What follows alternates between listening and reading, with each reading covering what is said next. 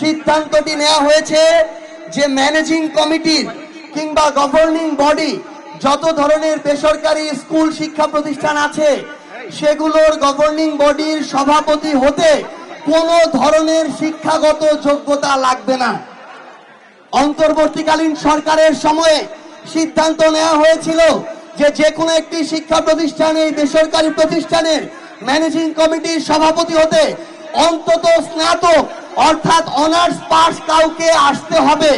সেটা বাদ দিয়ে বিএনপি যখন এই সিদ্ধান্ত নেয় যে কোনো শিক্ষাগত যোগ্যতা লাগবে না, আমরা মনে করি বিএনপি একইভাবে বাংলাদেশের শিক্ষা প্রতিষ্ঠানগুলোকে দলীয়করণ করে বাংলাদেশের অগ্রগতির মেরুদণ্ড ভেঙে দিতে চাচ্ছে।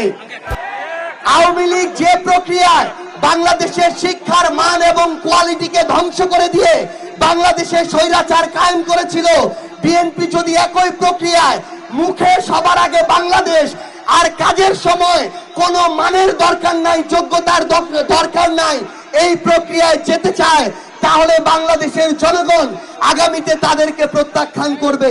আমরা বিএনপিকে আহ্বান করব, আপনারা প্রয়োজনে যোগ্যতা সম্পন্ন মানুষদেরকে আপনাদের পার্টিতে নিয়ে আসুন, অথবা পার্টিতে যারা আছে তাদেরকে যোগ্যতা সম্পন্ন করে তুলুন।